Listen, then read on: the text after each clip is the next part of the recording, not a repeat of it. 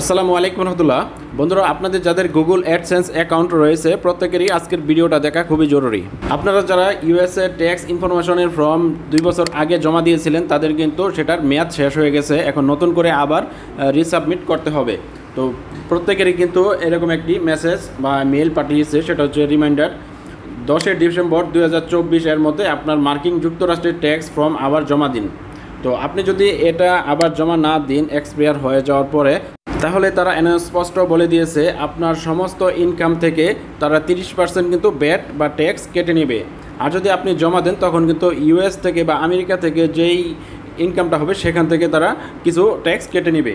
যেহেতু আমাদের date expire হয়ে গেছে, আমরা নতুন করে রিসাবমিট করব, সেহেতু আমরা এখানে ক্লিক করে আমরা জানতে পারবো কিভাবে আমরা নতুন রিসাবমিট করার জন্য ফর্মটা পেয়ে যাব। এখানে কিন্তু বিস্তারিত বলা আছে কোথায় যেতে হবে এবং কিভাবে পাবো। তো আমি শর্টকাটেও দেখাই দিব আপনাদেরকে।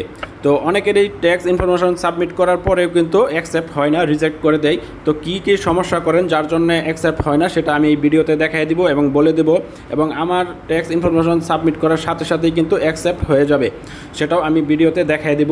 আপনারা সম্পূর্ণ ভিডিও মনোযোগ সহকারে দেখবেন। এখন আমি আমার গুগল অ্যাডসেন্সে লগ ইন করে আপনাদেরকে বিস্তারিত দেখাই দিব। এই ফাঁকে আপনারা ভিডিওতে একটি লাইক দিয়ে চ্যানেলটি সাবস্ক্রাইব করে ফেলুন। তো আমার অ্যাডসেন্সে লগ ইন করা হয়ে গেছে। তারপরে উপরে দেখুন অ্যাকশন নোটিফিকেশন রয়েছে, এখানে যদি আপনি গো টু পেমেন্টে ক্লিক করেন তারপরে আপনার সামনে এরকমটি শো করবে, তারপরে সাবমিট নিউ ফর্ম।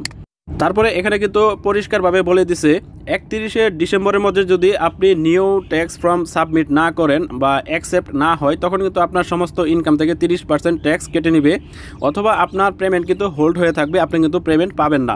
এখানেও কিন্তু খুব সুন্দরভাবে স্পষ্ট বলে দিছে। তো এখানে দেখুন আমার এক্সপায়ার ডেট 31 ডিসেম্বর 2024 দেখাচ্ছে। আপনার যদি 24 দেখায় তাহলে আপনাকে নতুন ফর্ম সাবমিট করতে হবে, আর যদি 25-26 দেখায় তখন আপনার নতুন ফর্ম সাবমিট করতে হবে না।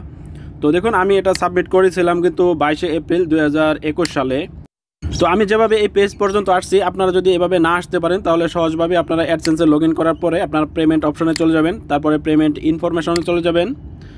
তারপরে আপনারা একটু নিচের দিকে আসবেন, নিচের দিকে আসার পরে দেখবেন এখানে ম্যানেজ সেটিংস রয়েছে, এখানে চলে যাবেন। তারপরে একটু নিচের দিকে আসবেন, দেখবেন এখানে ইউনাইটেড স্টেট ট্যাক্স ইনফরমেশন আছে। তো দেখতে পারতেছেন এখানে যেই পেন আইকনটা দেখতেছেন, আপনারা এই পেন আইকনে ক্লিক করবেন। তারপরে আপনারা ম্যানেজ ট্যাক্স ইনফরমেশন এটাতে চলে যাবেন।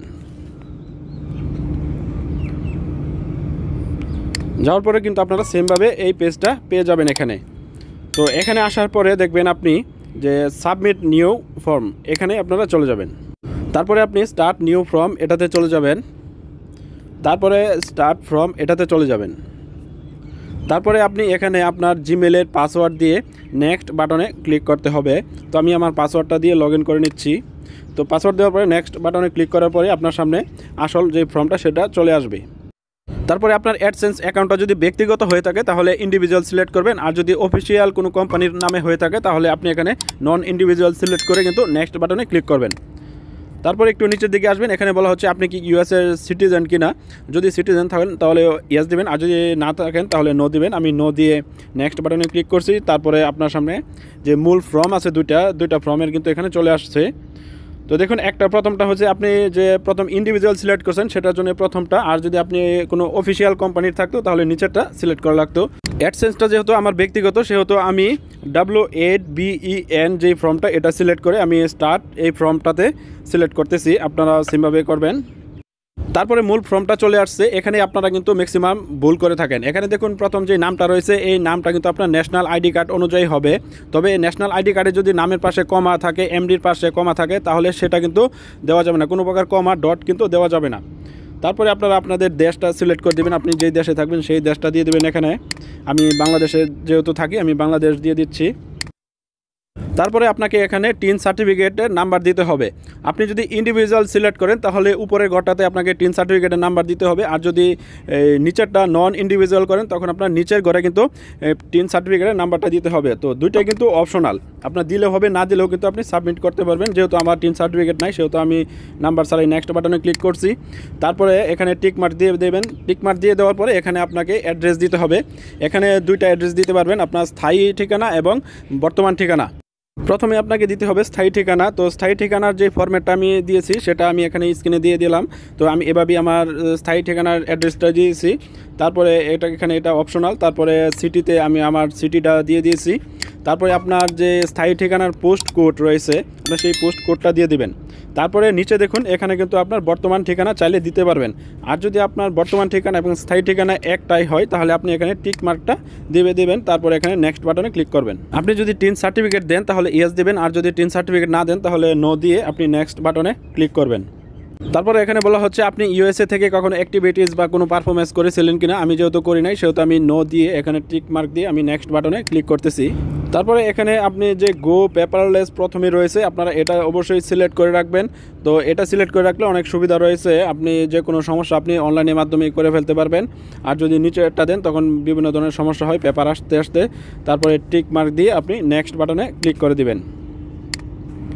তারপরে আপনার যে ডান পাশে দেখবেন আপনি এখানে যেই ডকুমেন্টসগুলো দিয়েছেন সবগুলো কিন্তু প্রিভিউ এখানে দেখা যাবে। আপনি চাইলে এখান থেকে চেক করে দেখে নিতে পারেন ভালো করে। তো আমি দেখে নিয়েছি। তো দেখা হয়ে গেলে আপনি এখানে টিক মার্ক দিয়ে আবার নেক্সট বাটনে ক্লিক করবেন। তারপরে এটাতে আপনি টিক মার্ক দিয়ে দিবেন। টিক মার্ক দিয়ে আপনি এখানে বিস্তারিত পড়ে নিতে পারেন। তো আপনারা সময় করে এটা পড়ে নেবেন। আমি এখানে টিক মার্ক দিয়ে দিচ্ছি। তারপরে নিচের এটাও আপনারা টিক মার্ক দিয়ে দিবেন। তারপরে এখানে 2024 দিয়ে দিবেন। দেওয়ার পরে নিচে দেখেন আরও একটা ঘর রয়েছে, সেখানে আপনি চাইলে এটা দিতে পারেন, এটা অপশনাল। এখানে আপনি আপনার যেই আজকের ডেটটা বা তারিখটা সেটা এখানে দিয়ে দিতে পারেন। আমি আজকের তারিখটা দিয়ে দিচ্ছি। তো আজকের তারিখে আমি এটা সাবমিট করব। তো তারিখ দেওয়া হয়ে গেলে আপনারা নিচের দিকে চলে আসবেন। এখানে দুটো অপশন রয়েছে। প্রথম যেই আপনার নামটা ছিল সেই নামটা যদি আপনি রাখতে চান তাহলে ইয়েস দিবেন, আর যদি সেই নামটা রাখতে না চান অন্য কোনো নাম দিতে চান তাহলে এখানে একটা নাম দিয়ে দিতে হবে। তো আমি যেহেতু আমার পূর্বের নামটাই রাখবো সেটা উপরে ইয়েস সিলেক্ট করে আমি সাবমিট বাটনে ক্লিক করা মাত্রই কিন্তু দেখুন আমার যেই সাবমিটটা করছি সেটা কিন্তু আমার অ্যাকসেপ্টেড হয়ে গেছে। তারপরে দেখুন এখানে কিন্তু আমার যে মেয়াদটা এক্সপায়ার ডেট ছিল 2024, এখন কিন্তু হয়ে গেছে 31শে ডিসেম্বর 2027 এবং আমার যে সাবমিটেড ডেট সেটা কিন্তু এখানে আজকের ডেটটা দেখাচ্ছে। তো বন্ধুরা আশা করি আপনারা ভিডিওটা যদি সম্পূর্ণ মনোযোগ সহকারে দেখে সাবমিট করেন তাহলে আপনাদেরটাও কিন্তু সাথে সাথেই অ্যাকসেপ্টেড হয়ে যাবে। তো ভিডিওটা যদি ভালো লাগে অবশ্যই ভিডিওতে একটি লাইক দিয়ে আমার চ্যানেলটি সাবস্ক্রাইব করে রাখবেন। তো সকলকে অসংখ্য ধন্যবাদ।